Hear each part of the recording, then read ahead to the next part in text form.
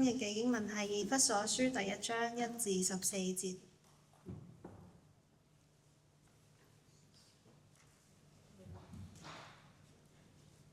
俾大家少少時間揾到呢段經文。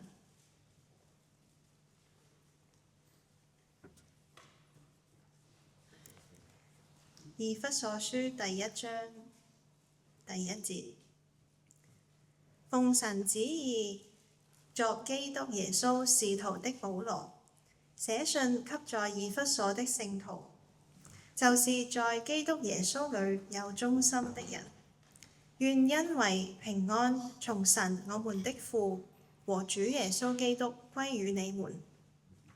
願頌讚歸於我們主耶穌基督的父神，他在基督裏曾賜給我們天上各樣屬靈的福氣，就如神從創立世界以前，在基督裏揀選了我們，使我們在他面前成為聖潔，無有瑕疵。又因愛我們，就按着自己的義子所喜悅的，預定我們藉着耶穌基督得兒子的名分，使他榮耀的恩典得着稱讚。這恩典是他在愛子裏所賜給我們的。我們藉這愛子的血得蒙救贖，過犯得以赦免，乃是照他豐富的恩典。這恩典是神用諸般智慧聰明，充充足足賞給我們的，都是照他自己所預定的美意，叫我們知道他旨意的奧秘，要照所安排的，在日期滿足的時候，是天上地上一切所有的，都在基督裏面同歸於一。我們也在他裏面得了基業。這原是那位隨己意行做萬事的，照着他旨意所預定的，叫他的榮耀從我們這首先在基督裏有盼望的人可以得着稱讚。你們既然聽見真理的道，就是那叫你們得救的福音，也信了基督。既然信他，就受了所應許的聖靈為印記。這聖靈是我們得基業的憑據，直等到神之民被贖，使他的榮耀得着稱讚。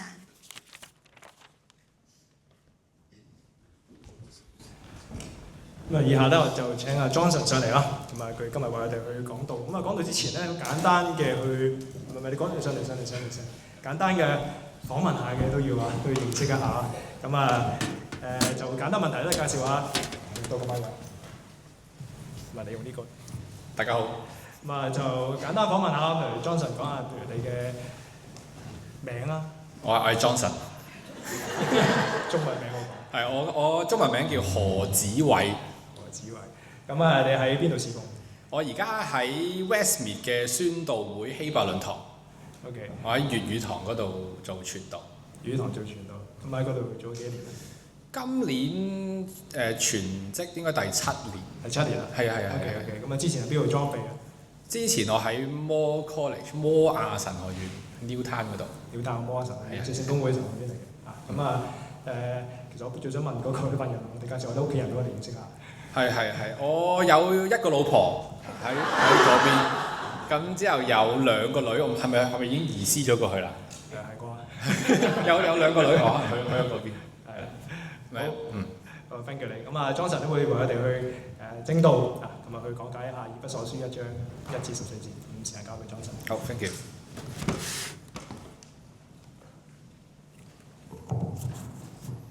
好，各位弟兄姊妹，主內平安。再一次歡迎大家參加第1屆嘅粵語研經培訓會。之後嗰2句可以剷咗啦，自我介紹。好高興咧，可以同大家一齊去今日去分享神嘅話語。如果大家聽到嘅時間咧，係想即係冇咁易瞓着嘅，精神啲嘅，想寫低一啲 notes 咧，大家可以打開你嘅營行，去到第22版。你唔好諗住去到嗰度咧有講道大綱，得空白一片嘅啫。但係咧有位可以俾你寫 notes 嘅。今日我哋睇以弗所書保羅書信。好多時我哋睇保羅書信嗰陣咧，都有好容易出現一個壞習慣㗎。我哋太心急，一打開呢，就跳過個上款，都係講嗰啲嘢啦，都係保羅寫俾嗰間教會啦。我哋直接咧由正文開始睇，正文有趣好多。的確，以弗所書1章嘅3至到14節正文嘅部分呢，係內容非常豐富，好值得我哋呢擺大部分嘅時間去研讀、去諗。咁但係我同時亦都相信呢，喺聖經入面，神寫得每一個嘅字呢，都一定有佢原因，有佢作用。咁所以呢，我哋而家就花少少時間去睇一睇個上款頭嗰2節。我呢個角度咧就睇唔到 PowerPoint， 我亦都好多 PowerPoint 嘅，咁啊麻煩晒 Andy 啦。好，我好慢咁樣去將呢2節讀一次俾大家聽。請大家咧喺聽嘅時候咧，特別去留意有冇啲咩重複出現嘅詞語，又或者概念。好，以弗所書1章1至2節。奉神旨意作基督耶穌使徒嘅保羅，寫信俾喺以弗所嘅聖徒，就係喺基督耶穌裏面有忠心嘅人，願恩惠平安從神我哋嘅父主耶穌基督歸於你哋。點啊？有冇留意到有啲咩重複出現唔止一次嘅詞語或者概念啊？冇錯，大家都非常聰明啊！下一晚冇錯嘅答案就係基督或者基督耶穌。你見到咧短短2節裏面咧，寫信人、收信人同埋問候語3個部分裏面咧都出現基督。2節出現3次，呢一個係觀察話俾我哋聽啲乜嘢呢？我諗暫時未必有啲咩好深嘅觀察，但係我哋最起碼我哋可以睇到。保羅好似係講緊呢本書咧，基督係其中一個重點，我哋應該要着重去睇嘅一樣嘢。咁但係究竟保羅想同我哋講啲乜嘢關於基督嘅事情呢？基督做咗啲咩呢？基督關我哋咩事呢？點解需要睇呢一封信去認識基督？認識完基督，咁我哋又應該有啲咩嘅反應，有啲咩嘅回應呢？喺接住落嚟嘅20幾分鐘呢，就會同大家一齊去認真研讀一下呢一段嘅經文，嘗試去認識一下基督，回答一下呢一啲嘅問題。咁喺開始嘅時候呢，我哋先一齊有個祈禱好嘛？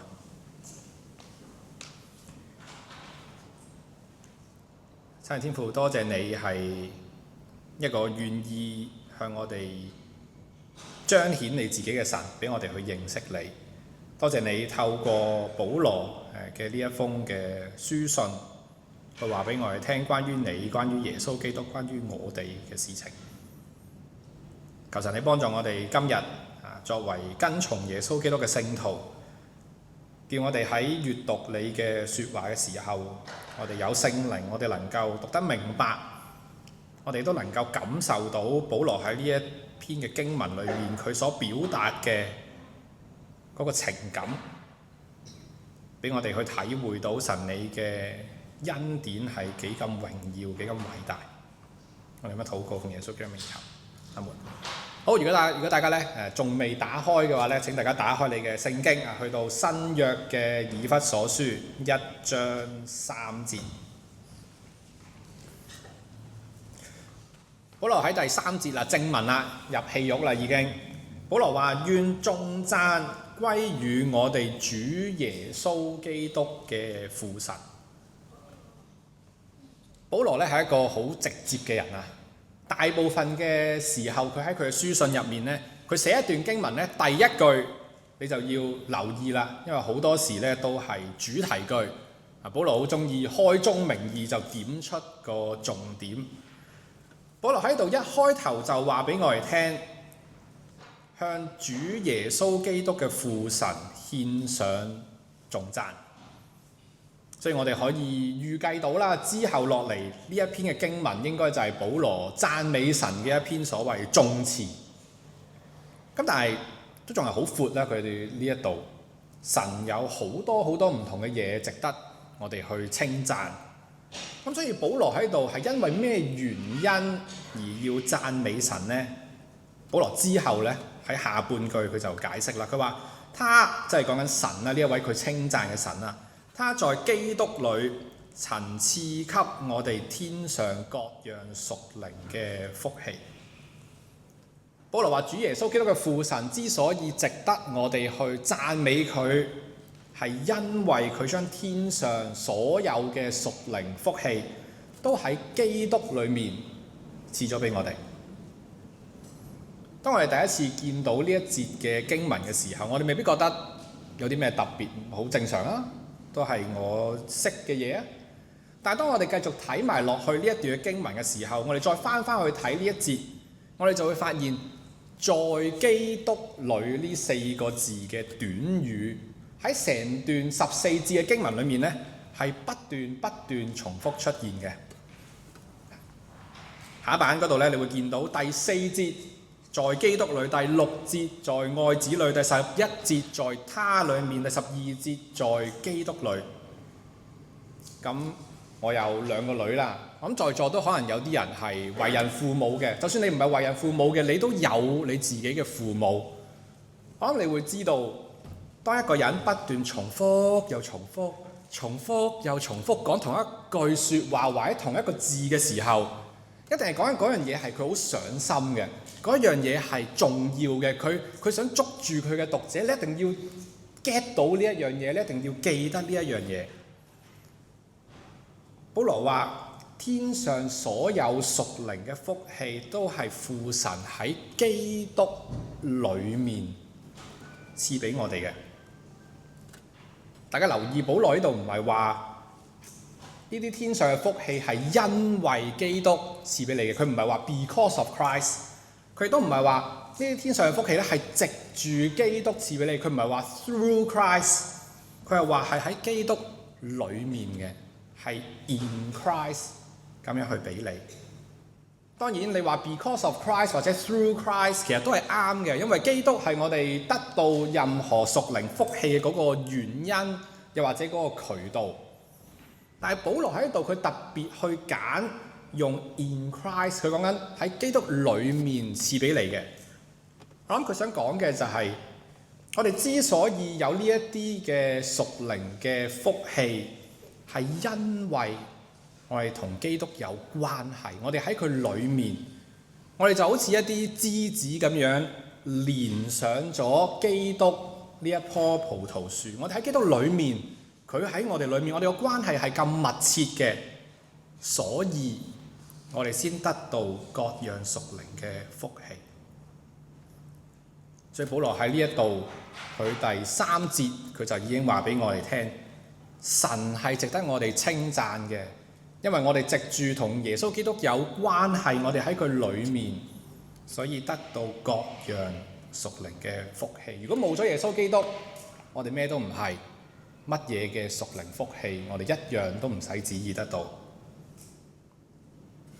咁聽到呢度，我諗你好自然，下一個問題就係佢講到哇咁犀利喎，有天上各樣唔同嘅福氣喎。咁有啲乜嘢？你俾啲例子我睇下啦。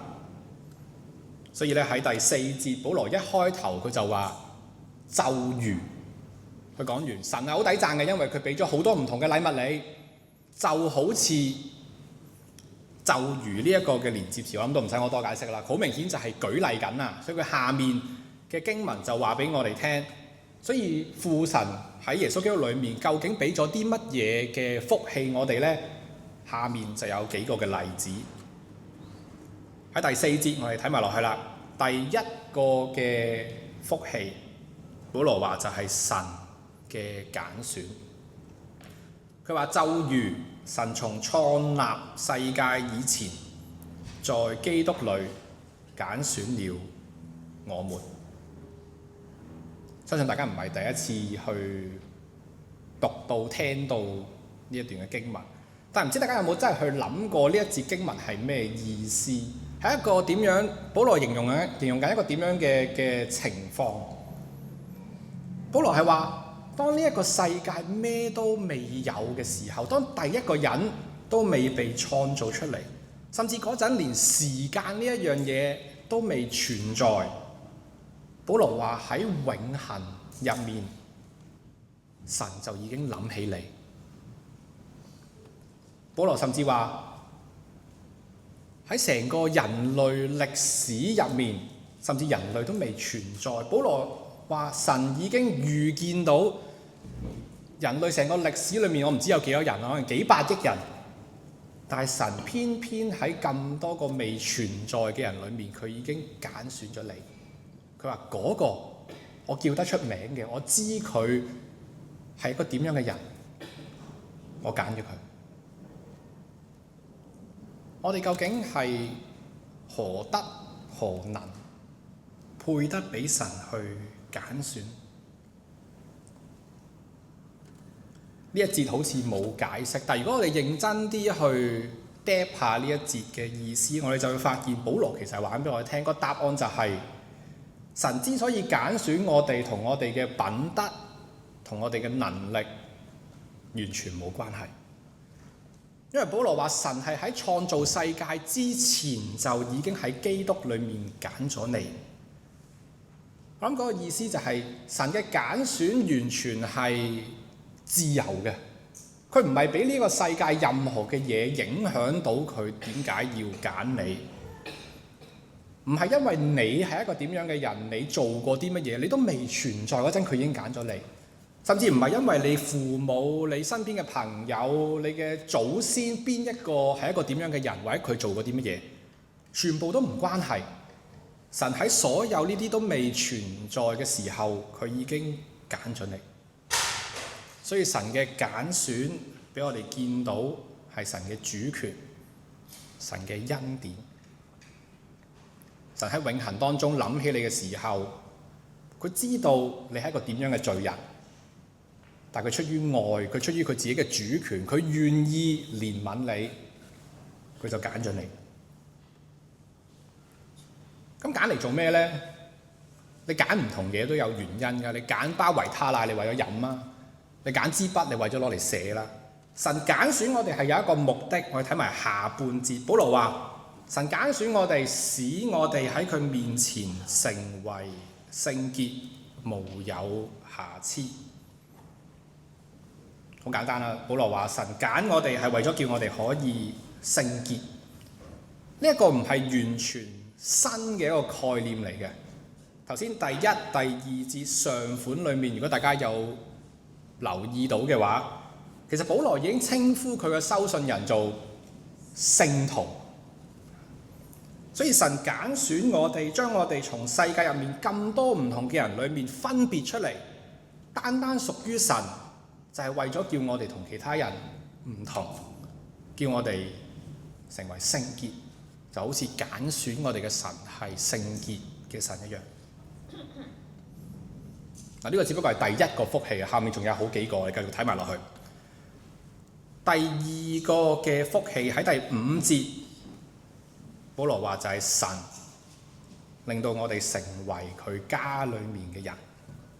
保羅話：又因愛我們，就按着自己旨意所喜悅嘅，預定我哋藉住耶穌基督得兒子嘅名分。神之所以揀我哋，除咗係叫我哋成為聖潔之外，保羅話亦都係因為我哋嘅神想同我哋有一個個人嘅關係。神想要成為我哋嘅天父，佢想我哋進入佢屋企裏面，成為佢嘅兒子，可以同我哋親密到好似父子咁樣。話說呢，上個禮拜有一個一家4口嘅家庭，咁啊由香港嚟到我屋企呢，暫住咗1個禮拜。咁我同嗰家人呢係認識嘅，咁但係呢就唔算好熟，咁啊。大家都知道㗎啦，所謂相見好就同住難。咁啊，唔同人生活習慣唔同，可能我難相處啦，或者總之係大家都有唔同嘅習慣啦。嗰1個禮拜咧，好老實講咧，其實過得唔係特別好容易。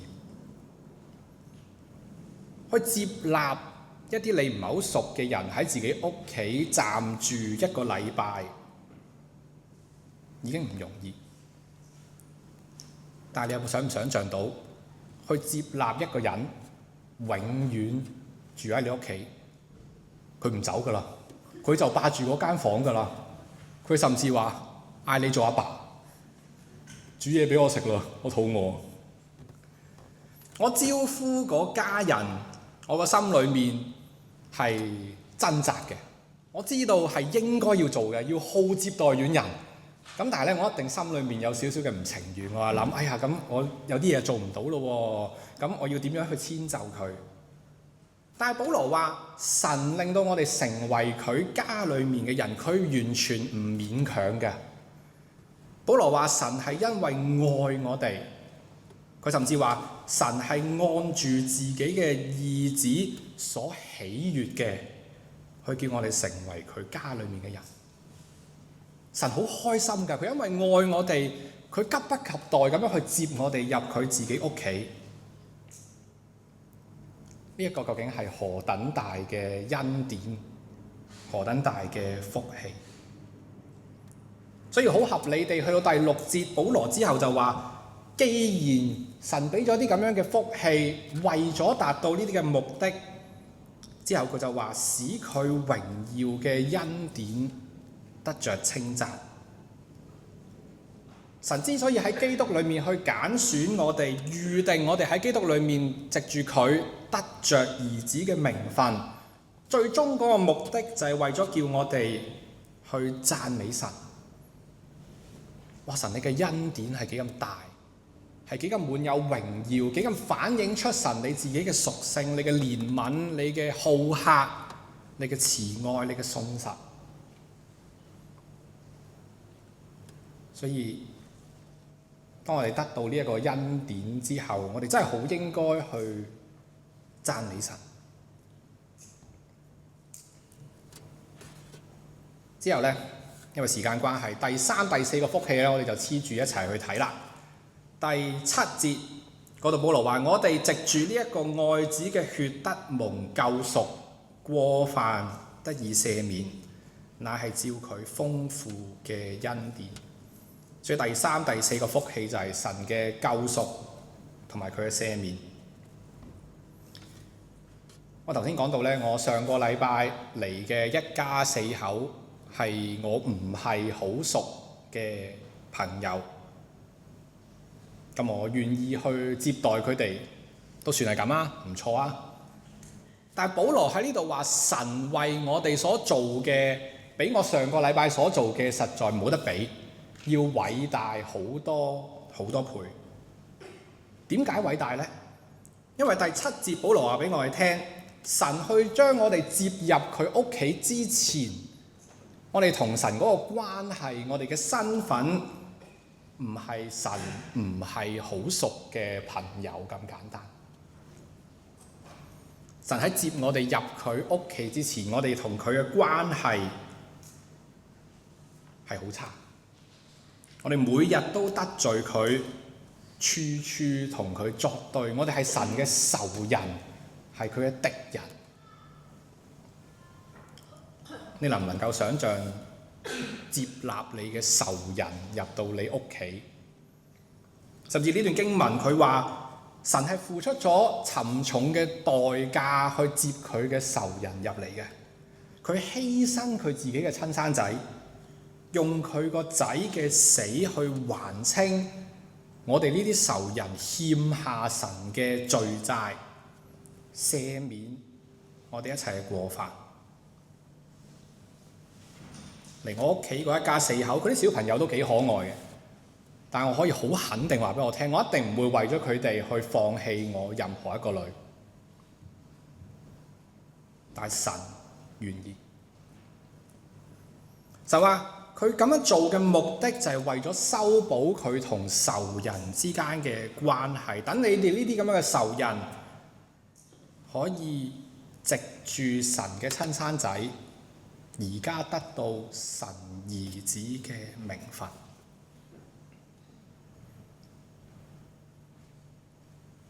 保羅話呢個係一個豐富嘅恩典，我覺得佢個用詞都唔夠強烈。之後保羅話第8節，呢個恩典係神用諸般智慧聰明充充足足賞俾我哋嘅。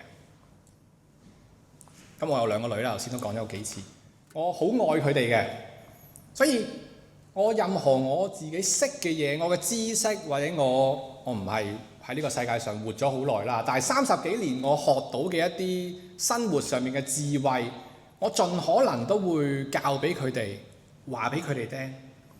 我希望佢哋去成為聰明嘅人，喺呢一個咁奸詐嘅世界裏面，佢哋可以有智慧，識得點樣去生活。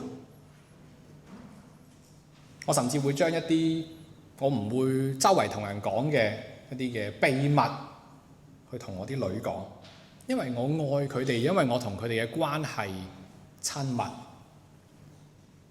而保羅喺呢一度話，神愛我哋嘅嗰個程度，比我愛我嗰2個女有過之而無不及。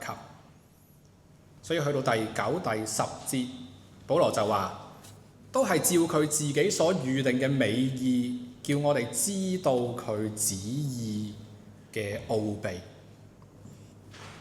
要照所安排嘅喺日期滿足嘅時候，使天上地上一切所有嘅都喺基督裡面同歸於一。保羅話，神喺基督裡面賜俾我哋第5個嘅福氣，就係神將佢自己嘅秘密，佢嘅奧秘話俾我哋聽。神唔願意我哋喺呢個世界裏面唔知道神之後做啲乜嘢，唔知道神而家做緊啲乜嘢。佢想你參與，佢想你知道佢嘅計劃。佢之後會搬屋，佢預先話俾你聽。今晚食乜嘢佢都話俾你聽。保羅話，神因為愛我哋，佢願意將佢嘅秘密話俾我哋聽，賜智慧，賜聰明，等我哋知道佢成個救贖計劃。佢之所以創造呢一個世界，派耶穌基督落嚟，其實最終佢想達到嘅目的，去緊嗰個方向係乜嘢呢？第10節嗰度話，就係最後天上地上所有嘅嘢都將會喺基督裡面同歸於一。在基督裡，呢一個不斷重複嘅短語喺度再一次嘅出現。我哋見到基督唔單止係我哋基督徒得到福氣嘅嗰個原因或者渠道，去到呢一度，神話俾我哋聽，基督更加係神成個救贖計劃嘅嗰個焦點。去到最後，所有嘢匯聚成一點，你見到嘅就係基督。保羅話，當去到日期滿足嘅時候，神會叫呢個世界上面嘅一切，無論係天上嘅天使，定係地上得救嘅人，同埋一切嘅萬物，全部都會歸到基督裡面，合而為一。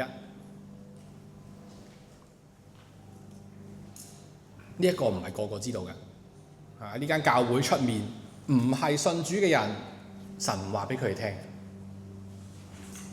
神願意你知道佢成個世界去緊一個點樣嘅方向，佢世界發生緊啲咩事，最後會達到啲乜嘢。神希望你知道，因此喺呢個世界你而家應該點樣去生活。即使你喺呢個世界裏面遇到挫折、遇到困難、受逼迫嘅時候，你仍然可以有盼望，因為你知道呢一個秘密。好，去到最後嘅11至到14節，我都講咗好多嘢啦，所以咧諗住偷懶少少，做翻咧我一開頭做過嗰個練習。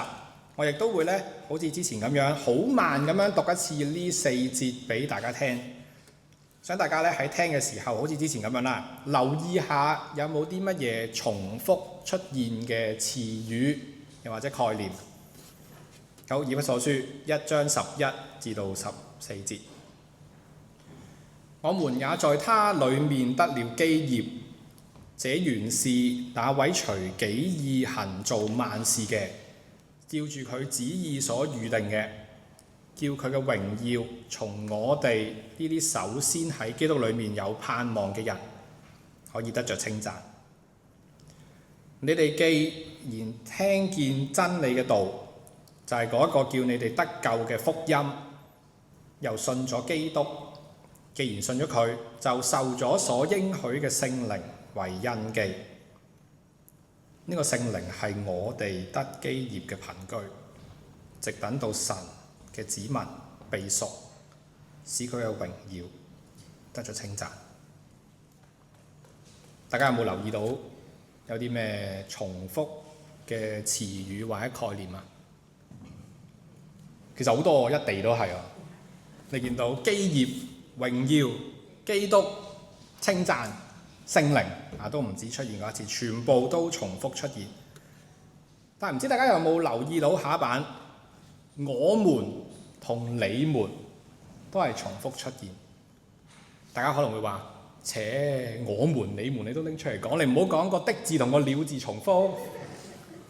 大家千祈唔好睇小我們同你們，有時係冇乜意思嘅。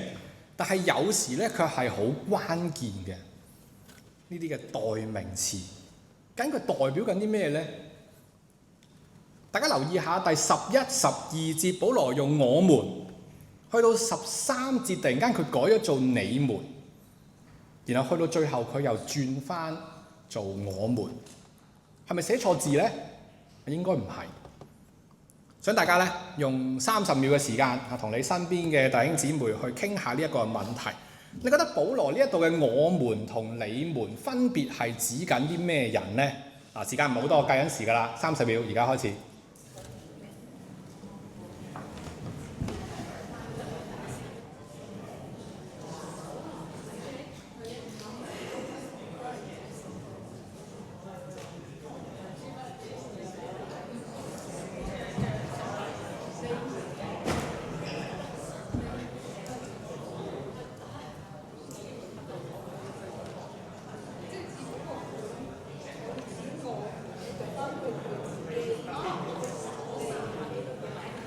好啦，開心嘅時間過得特別快，30秒好，轉眼就過去啦。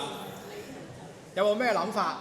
大家可以投入啲、積極啲，可以大聲答出嚟啊！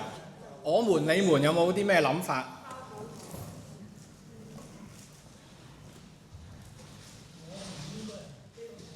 我們應該係基督徒，咁信咗嘅基督徒，好，咁你們呢？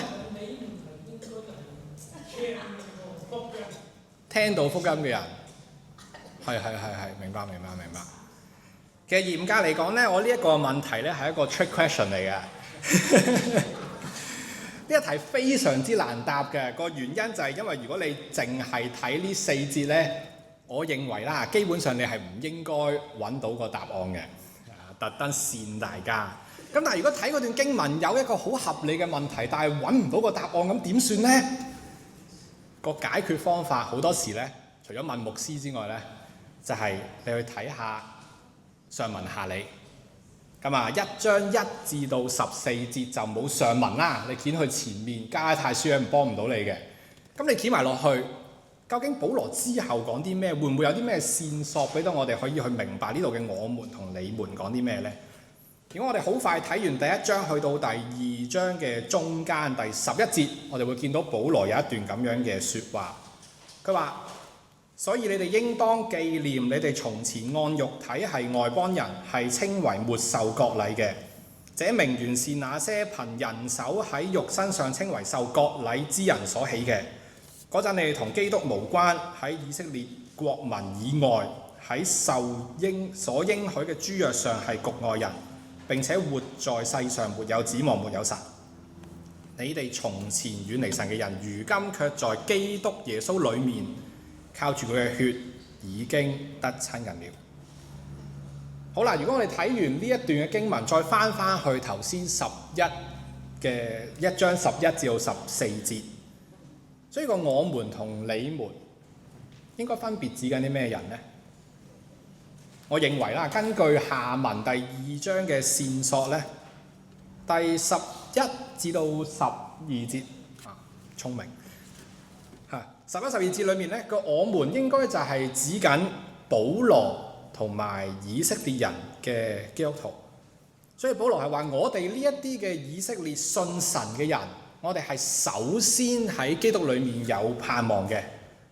神照住佢嘅旨意，叫到我哋呢啲以色列人先喺基督裏面得到基業，然後去到13節，保羅就轉做你們，應該就係講緊嗰啲外邦人嘅基督徒。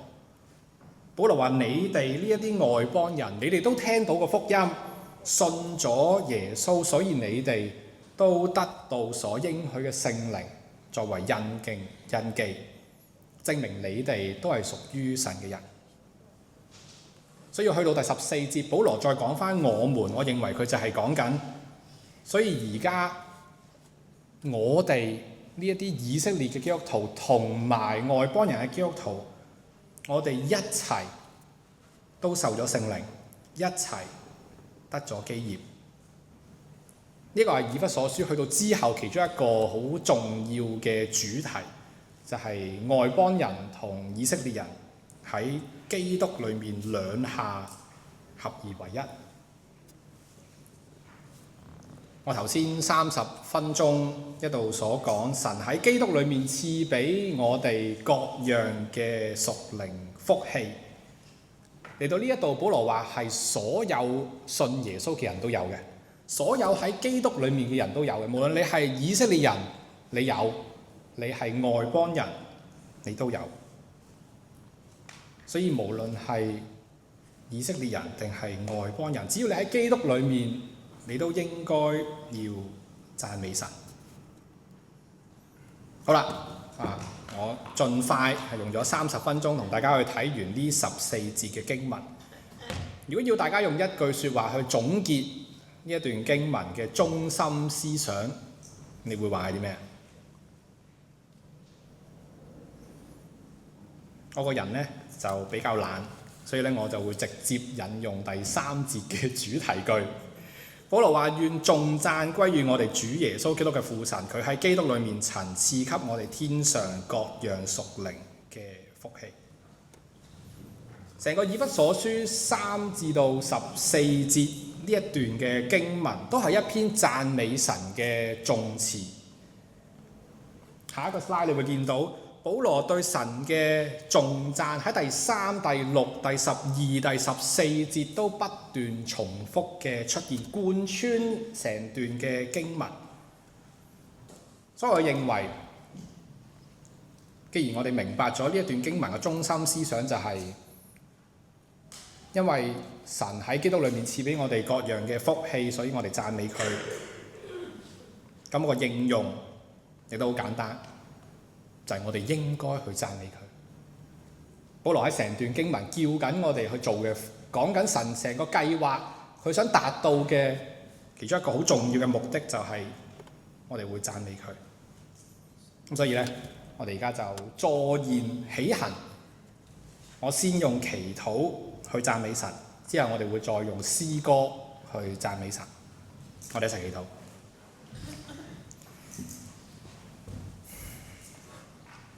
真係天父，我哋真係讚美你。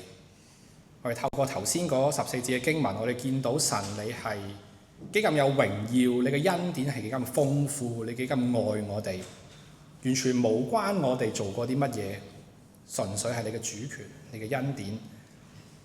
你喺基督裏面付出沉重嘅代價，就係為咗叫我哋同神你有翻一個和好嘅關係。